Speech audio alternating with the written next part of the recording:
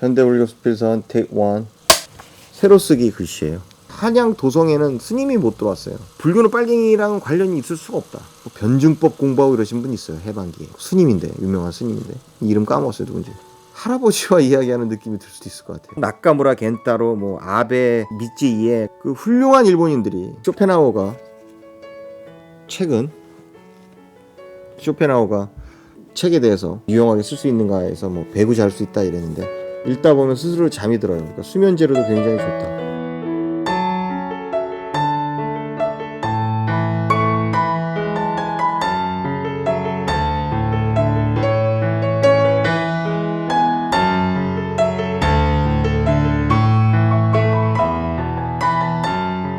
자, 오늘 소개해드릴 책은 현대불교 수필선이라는 책입니다. 현대불교 신서 25번, 편저자는 송혁, 동국대학교 역경원 이렇게 되어 있네요. 동국대학교에서 나온 책이고요. 한 34편의 수필을 모아놓은 책입니다. 이게 책이 굉장히 작은 책인데 세로는 17.4cm, 가로는 10.3cm. 이게 굉장히 포켓 사이즈로 된 책이고, 처음 초판 나온 게 79년도에 처음 초판이 나오고 87년도에 재판 나온 책입니다. 이 책 자체가 나온 지가 벌써 한 40년이 됐고요.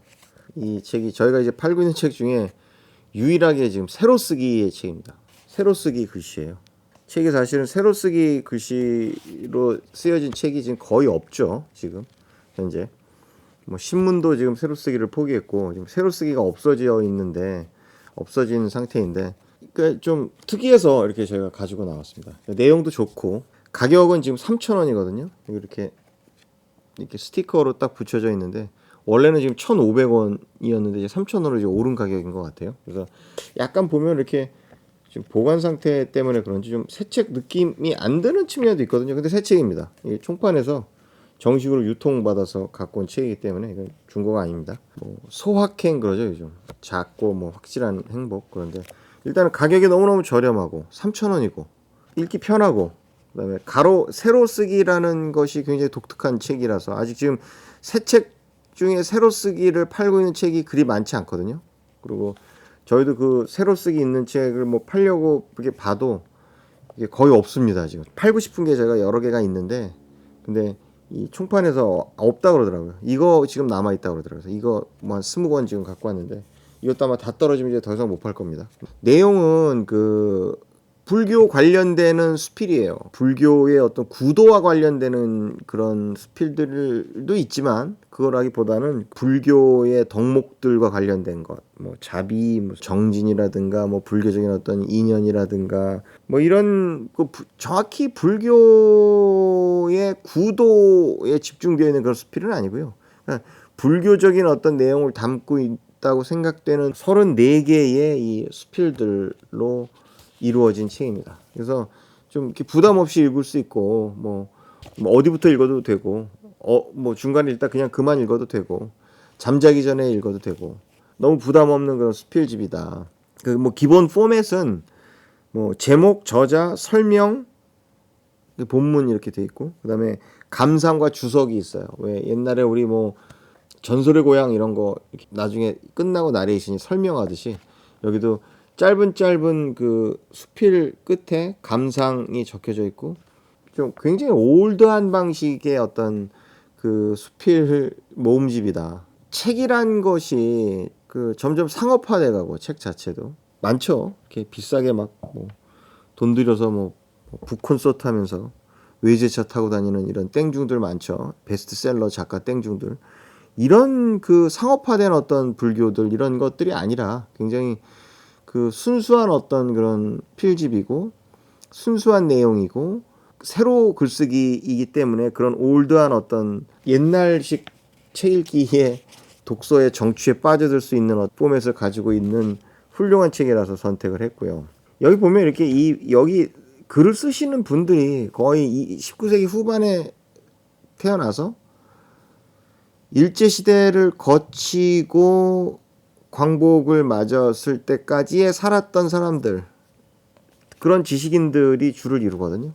그 저자의 나이 순으로 이렇게 쭉 되어 있는 것 같은데 19세기 후반에 우리나라에 태어나서 대부분 일제시대를 겪었던 그러신 분들의 어떤 글들이고 주로 이제 신문이나 불교 관련 이렇게 잡지들이나 이런 데서 이렇게 발췌를 하신 것 같거든요. 근데 뭐 저작권 관련해서 어떻게 되는지 모르겠어요. 어떻게 해결을 하셨겠죠. 근데 뭐 그때 당시 또 불교 책들이요 또 그런 책들이 많아요. 저작권이나 이런 그 아주 그 스트릭트하게 그 출판 관련 어떤 그런 것들을 지키지 않는 책들이 꽤 있거든요. 그 ISBN도 없습니다. 그냥 책이에요. 근데 정식 책은 맞아요. 훌륭한 책이고 그다음에 책의 어떤 본질을 담고 있는 책이라는 생각이 들어서 저희가 팔고 있고요.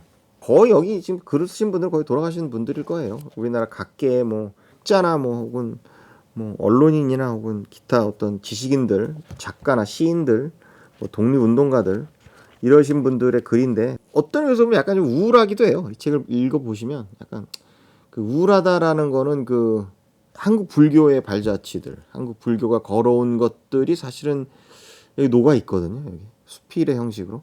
이게 무슨 말이냐면 조선 시대에는 불교가 거의 배척을 받았거든요. 그 조선 초기에서부터 내내 그 막 승려들이 뭐 중국으로 도망가고 명나라로 그 도망가는 승려들을 잡아오고 뭐 잡아와서 곤장을 때리고 뭐 어떻게 하고 그 조선시대 승려들의 그 압록강 월북 사건들 있죠. 월경 사건들. 고려시대 팔관에 했던 그런 행사들은 거의 무슨 사당패로 전락하고 스님들은 뭐 재산들을 뺏기고 갖고 있던 노비들은 다 없어지고 뭐 이 불교가 조선시대 받았던 탄압은 뭐 이루 말할 수가 없죠. 사실은. 그 일부 이렇게 그 왕실의 어떤 여자들의 어떤 비호를 받으면서 일부 큰 명찰 같은 경우는 명맥을 유지하기도 했는데 불교는 그 기층민들한테 들어가 있었고 조선시대 때 그 유교 사대부들에 의해서 장악돼서 그 불교가 거의 사라지다시피 한 그 500년을 거치고 나서 그나마 지금의 어떤 그 형태로 모습을 갖춘 게 사실은 일제시대거든요. 일제시대. 한국 불교사를 논하면서 그 일제의 뭐 친일 불교니 무슨 이런 개소리들을 하는데 그 사실은 뭐 말도 안 되는 소리들이고 그 이제 말도 안 되는 소리들이라는 게 일본 사람들이 우리나라에 들어와서 불교를 중흥시켰을 때에 굉장히 중요한 어떤 게 뭐냐면 그거를 일본 방식으로 중흥시키지 않았다는 겁니다. 일본 불교가 들어오지 않아요, 우리나라에. 그 훌륭한 일본인들이 우리나라에 들어와서 이 불교를 중흥시킬 때의 그 원칙 중에 하나가 그런 거거든요. 뭐 있죠. 나카무라 겐타로, 뭐 아베 미찌이에, 그다음에 고바야시 겐로쿠 이런 사람들이 있어요. 뭐 그런 기업인도 있고 일반 뭐 언론인도 있고 일반 어떤 사람들도 있고 그런데 그런 일본인들이 이 우리나라의 불교를 중흥시킬 때에 그 원칙은 조선 불교를 중흥시킨 거죠. 그러니까 그 일본 불교를 들여온 게 아니라 이 조선 불교를 중흥시켰던 그 일본인들은 사실은 그 불교가 원래 조선을 거쳐서 일본에 갔다는 사실을 잊지 않고 일본 불교의 원류가 조선 불교라는 그런 어떤 정신을 가지고 있었던 사람이에요. 그러니까 그 말하자면은 일본이 일제시대 때에 들어와서 한국의 불교를 다각도로 중흥시켰을 때에 기본적으로 한국 불교에 대한 리스펙트를 가지고 있었다는 거죠. 물론 그 불교의 종교 자체가 퇴락하고 쇠락한 어떤 모습에는 통탄했지만 일본의 불교를 전해줬던 원류로서의 이 한국의 어떤 불교에 대한 어떤 존중과 그런 어떤 그 리스펙트는 가지고 사실은 한국 불교를 재건했다는 겁니다. 불교는 사실은 그 이후 일제 시대 이후에는 중흥하지 않죠. 그 이승만 미군정 때도 그랬고 미군정 때도 사실은 기독교를 좀 밀었죠 많이. 우리나라에 최초로 공휴일이 된 게 크리스마스고 나중에 아주 나중에서야 이 부처님 오신 날은 공휴일이 되거든요. 60년대 그 스님들이 불교계에서 그걸 건의하고 했는데도 먹히질 않아요. 우리나라의 최초 종교가 공휴일이 된 게 사실은 크리스마스입니다. 크리스마스. 이게 이승만이 기독교였던 그 이유도 있고 한데 제가 말하고 싶은 거는 불교가 그 일제 시대 때에 우리나라가 좀 어떤 틀을 잡은 그 이후로는 얼마만큼 발전해 왔나 이거를 좀 우리가 생각해 볼 필요가 있다는 거죠. 지금도 마찬가지고 물론 뭐 요즘 최근에 들어서 다시 그 인도의 그런 원전들이 활발하게 번역되어 들어오고 그런 것들을 통해서 다시 어떤 중기를 맞이할 것도 같기는 하지만 그럼에도 불구하고 사실은 불교는 좀 갈 길이 멀다. 글들이 보면 잡지에서 이 발췌한 수필들도 많거든요. 우리나라에 사실 불교 잡지가 들어온 것 자체가 이 일제시대 때 불교 잡지들이 많이 들어오기 시작하고 만들어지기 시작했어요. 지금도 이제 불교 잡지들이 좀 있죠. 근데 그런 것들이 사실은 그 기원이 그 일제시대다. 왜냐하면 조선은 그 불교를 그렇게 배척했었고 그 임진왜란과 병자호란을 거치면서 그 스님들이 막 전쟁도 하고 전투도 하고 이런 것에 이제 좀 후끈 달아서 나중에 뭐 승군도 뭐 만들고 이런 것들을 하지만 사실 그럼에도 불구하고 조선시대는 여전히 불교를 진짜 막대했거든요. 심지어 그 고종이 나중에 고종인지 대원군인지 누가 할 때까지 이 조선시대 때는 이 한양 도성에는 스님이 못 들어왔어요. 스님이 이 한양 도성 내에 출입을 금지하게 했었거든요.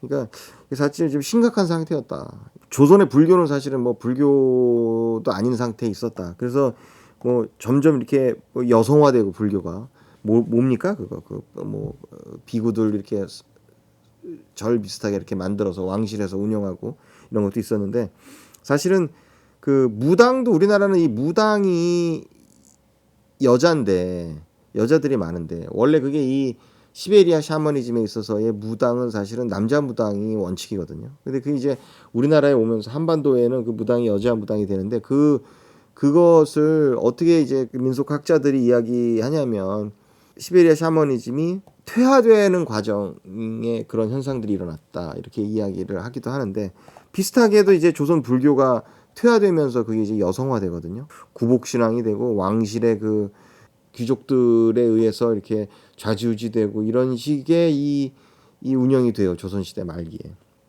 근데 그런 어떤 퇴화를 거치면서 나중에 그게 다시 일본 제국주의 시대 때 다시 우리나라의 불교가 융성을 하고 그 불교를 보호하는 중앙 어떤 기관도 없었고 그 조선시대에는 거의 와해된 상태 토속신앙에 가깝게 이렇게 와해된 상태로 진행되다가 나중에 살아나는데 사실은 그런 우울함이 여기 이 책에는 이게 들어있어요. 사실은 이 불교의 역사가 식민지의 지식인으로서 이미 그 이전에 있었던 유교나 이런 것들의 어떤 세계관이 완전히 이제 붕괴돼서 거의 망가진 상태.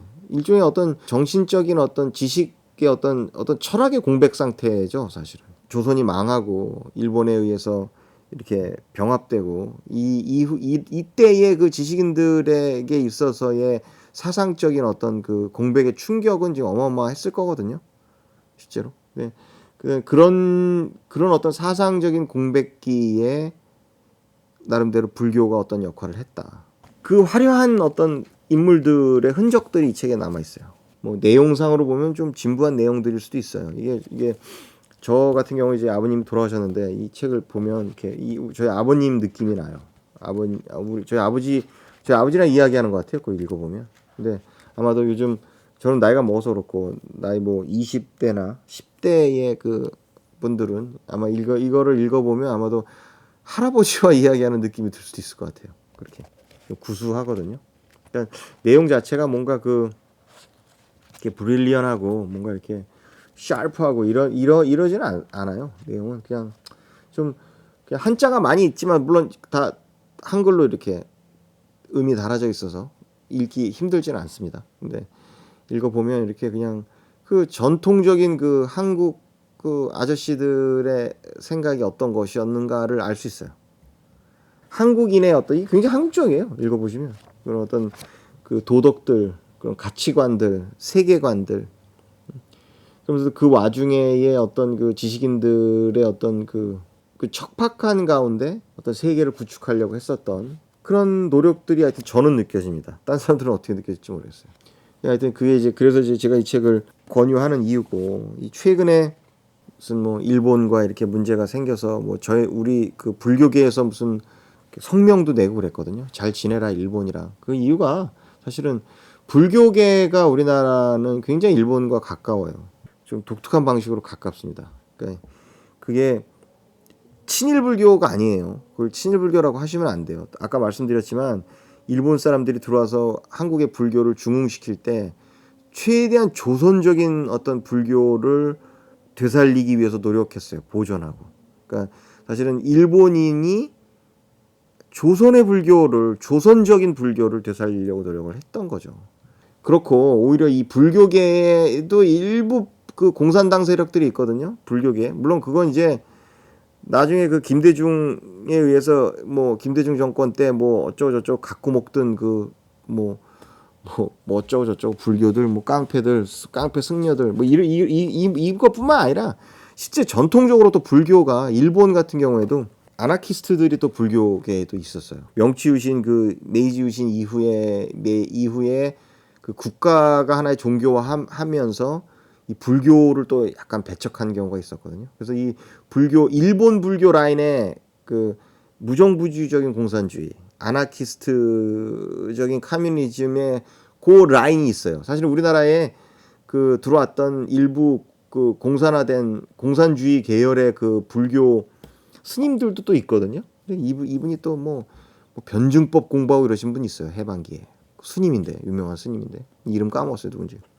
불교는 이 사상적으로 공산주의일 수가 없어요. 그건 불가능하고. 왜냐면 물질주의가 아니기 때문에. 다만 이제 아나키즘적인 어떤 그런 거는 있다, 불교에. 하여튼 불교는 그런 어떤 특수성이 있다. 물론 불교에도 좌파가 있고 기독교에도 해방신학교에서 좌파가 있습니다. 근데 뭐 그런 기독교의 좌파에는 또 다른 얘기고, 그건 글로벌리스트고, 불교는 글로벌리스트가 없어요. 일부 그런 좌파적인 건 일본의 그 무정부주의적인 계열의 아나키스트 계열의 그 일부 그 라인들이 좀 일부 있을 수 있다. 그렇고 이 책은 굉장히 재밌습니다. 그 쇼펜하우어가 책에 대해서 책을 어디다 유용하게 쓸 수 있는가에서 뭐 배구 잘 수 있다 이랬는데, 이건 사실 뭐 그런 건 아니지만 잠잘 때에 읽으시면 잠이 잘 옵니다. 그러니까 새로 쓰기이고 내용도 막 한자가 많아서 좀 물론 음이 달려 있긴 하지만 읽다 보면 스스로 잠이 들어요. 그러니까 수면제로도 굉장히 좋다. 스마트폰 하다가 자면 블루라이트 나오고 건강에 안 좋은데 책보다 자면 잠도 잘 옵니다. 그러니까 수면제로도 좋고 좀 너무너무 훌륭한 책이고, 이제 뭐 조만간에 없어질 것이기 때문에 더 이상 안 나오니까 저희가 지금 가진 것도 한 20권 정도 돼요. 그러니까 뭐 구입을 하실 분들은 빨리 구입을 하시면 좋겠습니다. 가능하면 저희 책방에서 구입해 주시고 좋은 독서 되시기 바랍니다. 너무 좀 고풍스럽고 이렇게 가격은 굉장히 싸지만 의미 있는 독서가 되실 수 있을 것 같다고 생각합니다. 이상입니다.